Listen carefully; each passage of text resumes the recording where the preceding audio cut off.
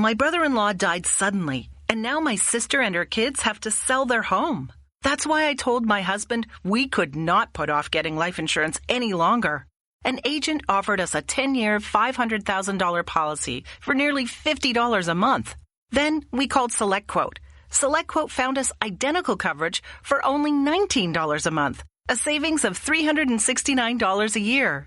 Whether you need a $500,000 policy or a $5 million policy, SelectQuote could save you more than 50% on term life insurance. For your free quote, go to SelectQuote.com. SelectQuote.com. That's SelectQuote.com. SelectQuote. We shop. You save. Full details on example policies at SelectQuote.com/commercials. With the Lucky Land Slots, you can get lucky just about anywhere. This is your captain speaking. We've got clear runway and the weather's fine, but we're just going to circle up here a while and get lucky. No, nothing like that. It's just these cash prizes add up quick. So I suggest you sit back, keep your tray table upright, and start getting lucky. Play for free at LuckyLandSlots.com. Are you feeling lucky? No purchase necessary. Void where prohibited by law. 18+ terms and conditions apply. See website for details. What's going on, everybody? Welcome to a day late episode of Pretty Lies and Alibis. I'm Gigi Fruit Loop. What you know? It's almost Christmas. Oh, thank God. It's the countdown. Let's get it over. I'm over people. I'm over Christmas shopping. I'm over traffic. All of it. Yeah, traffic's horrible. People are horrible. People don't want to keep their mouth shut. It's funny how we've been... She's got a child that's trying to hit the soprano notes in the background. I'm trying to mute so you don't hear him, but it's funny how we've been doing this COVID thing for a long time, and people still look at you crazy if you wear a mask. Okay. Hence my story about what happened to me today. And I wasn't going to tell it, but you introed it and I'm telling it.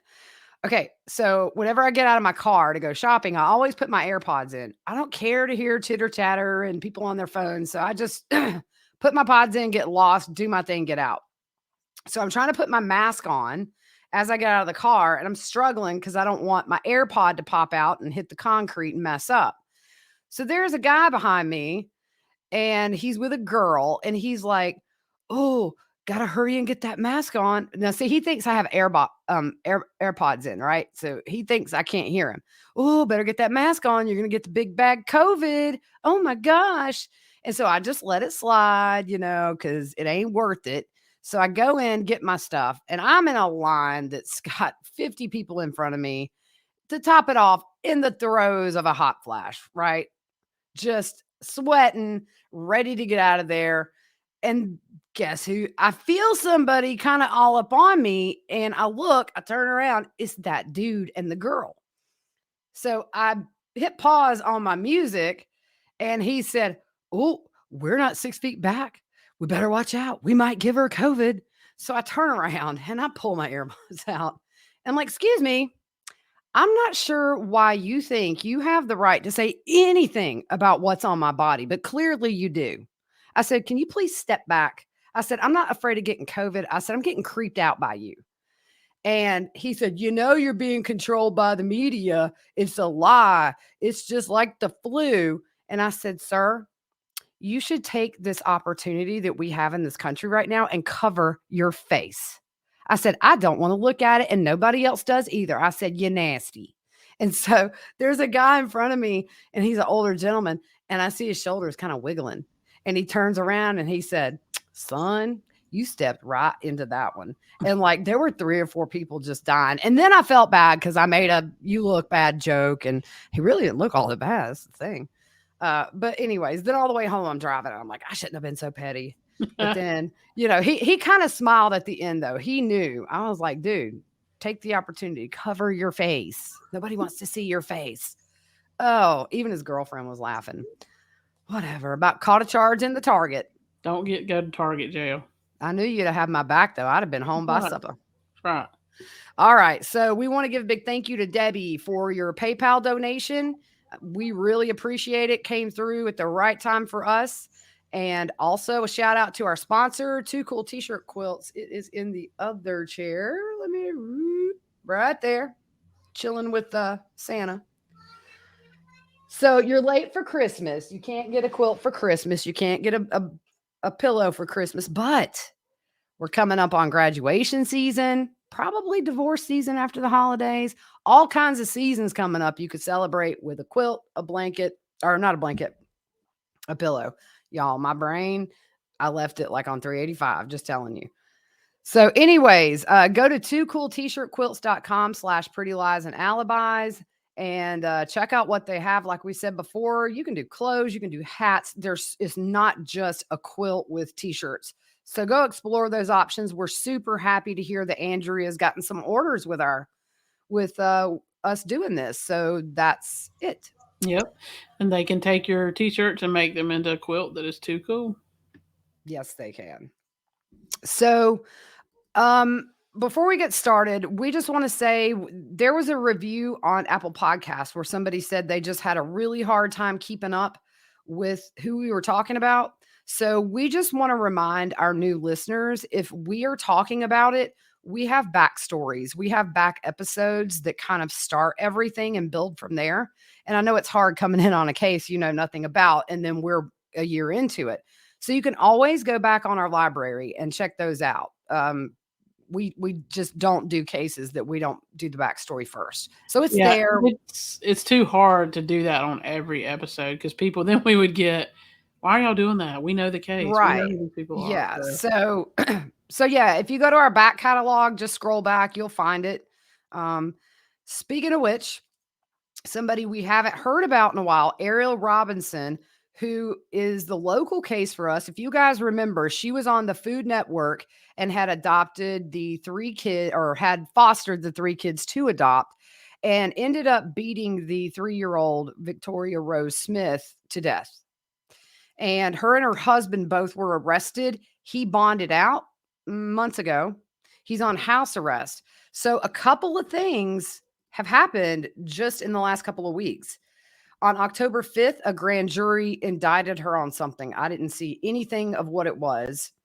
On November 29th, there was an order for collection of DNA.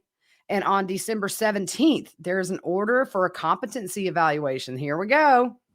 Yeah, here we go. I wonder if the DNA has to do with an item that she used or something. That's kind of what I'm thinking. Maybe, whatever. I know that her husband, Jerry, said it was a belt. Yeah, I'm sure that's, and I mean, he's still in trouble too. I'm sure they're going to do something with him to get more to go after her, but he even went to like a CVS or a Walgreens to get cream that makes bruises go away. Yeah, but I think an Epsom salt or something too, I think. Yeah, but we were told that the first responders on scene would have thought she had been hit by a car. So it was a very sad case. Beautiful, beautiful little girl. And I just always find it. Yeah. What I say, after a year in the pokey, these women get incompetent. And I'm tired of it. Yeah. Like, you commit a crime, you got to pay your due. Exactly. And what we've done after we get through these updates on these cases we've covered throughout the year, I found a roundtable discussion from Duke University School of Law about incompetency, and it's very interesting. So we're going to do part of that today. Also, George Wagner IV, for those of you following us, this is the Roden murders. This happened in Pike County, Ohio. A family of 4 was accused of, over the course of overnight, murdering a family of 8 at 3 different locations. It all stemmed from a child custody issue. If you're new to this case, you can go back. We have several episodes breaking down who's who and all that. So Jake Wagner, which is George IV's brother, he confessed to killing 5 of the victims and shooting a 6th. And he said his brother never shot anybody that night, which is George IV. Now, in taking a plea deal, their mother, Angela, had the conspiracy to commit aggravated murder charges dismissed, but she pled guilty to burglary, evidence tampering, and other charges. So as part of that deal, and she's also going to testify against her son and her husband, 30 years, has a chance of parole. I think she'll be in her late 70s when that hits. So George had a hearing yesterday, George IV. he argued that they had taken death off for Jake, who confessed to shooting 5 and George IV shot none, calling it inherently unfair. At one point, the defense attorney said the prosecution had made a deal with the devil in speaking with Jake. And the judge ruled that he would not dismiss those murder charges.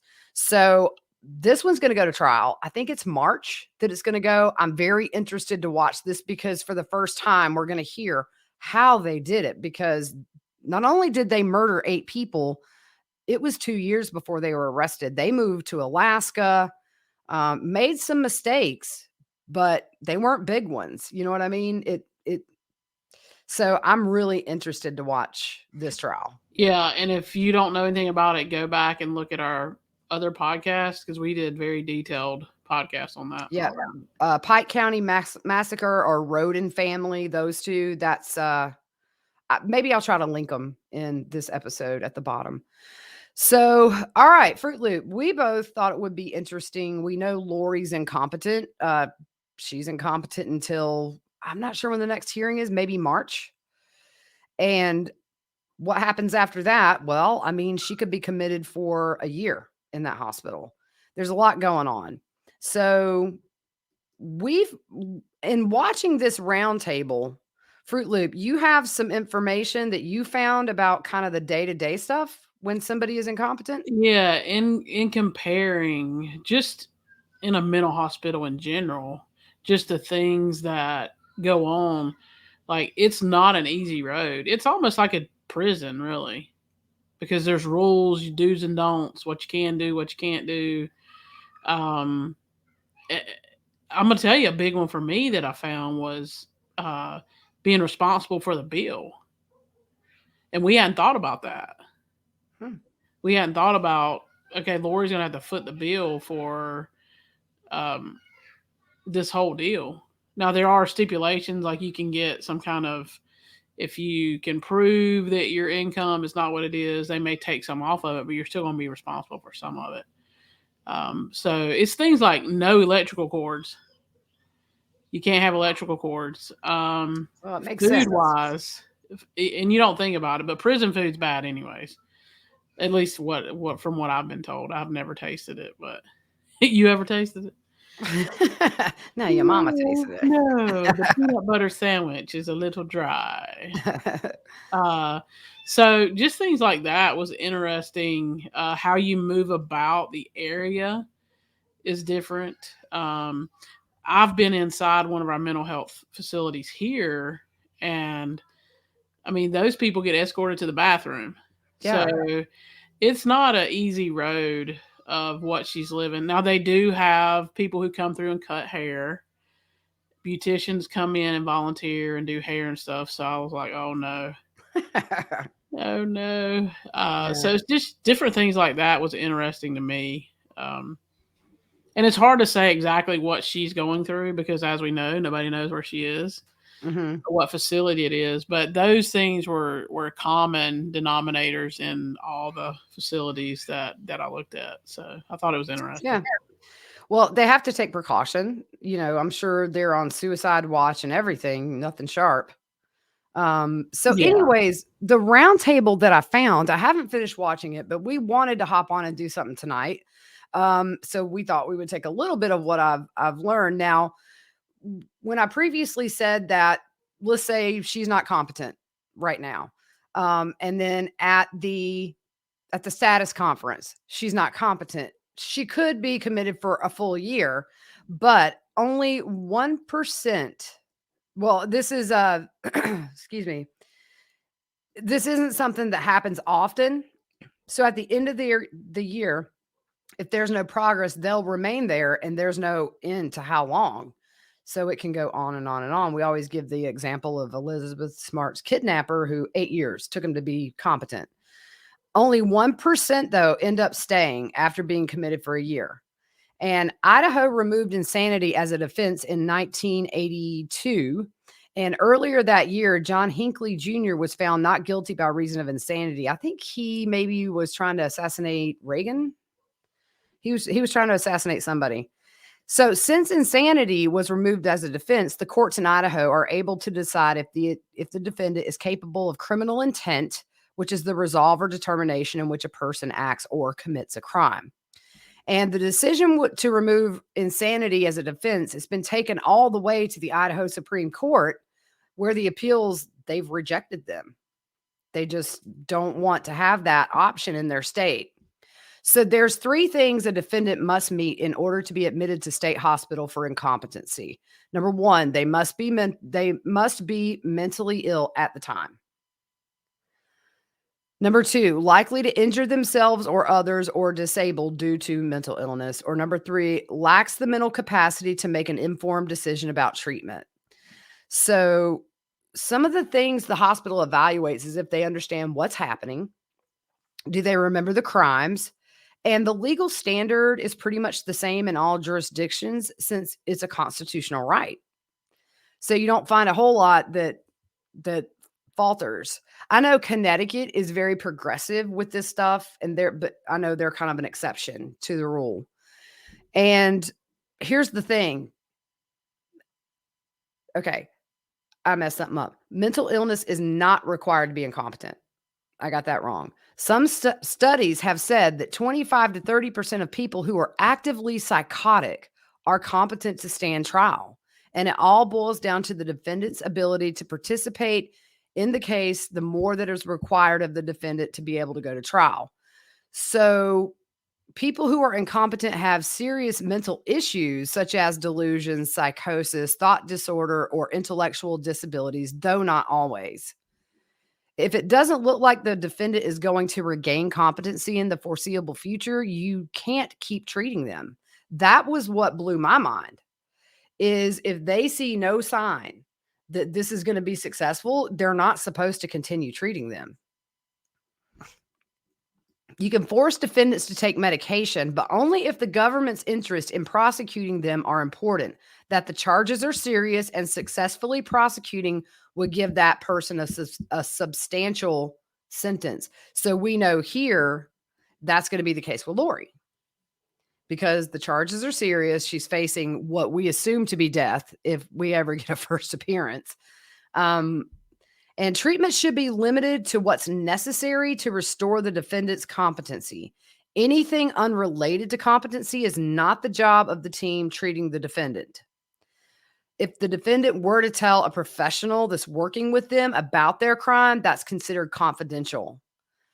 And a guy named Bill Fisher talked, and he said that judges are looking at having the incompetency and restorations in the state-run hospitals as always available, but it's a detriment to their mental health system because a lot of people are doing this now. Psychiatric Times, which is a publication for psychiatrists, they estimate in recent years the evaluation request can be as high as 160,000 or more requested on a yearly basis.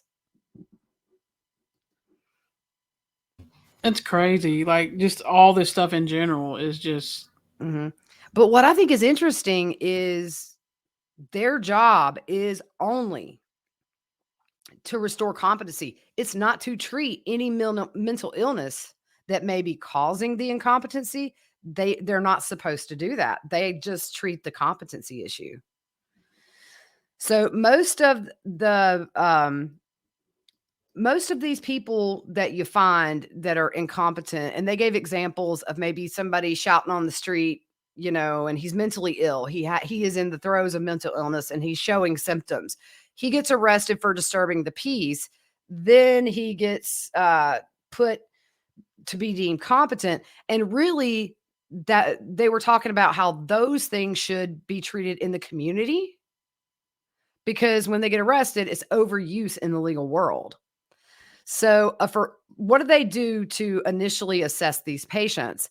They do a forensic evaluation using their past medical records, police reports of the crime, medical records from jail, what led to the referral, what happened with attorney contact prior to the competency evaluation, and also information given by the defendant's lawyer. So we do see that Mark Means probably was somewhat involved in the beginning, telling them, well, we were able to do this up until this point, and then this is how it started going. That's kind of what they say is typical with this. And they also look at the defendant's understanding of their charges, the consequences, understanding of the trial process, who does what, and the ability to assist and make decisions about their case.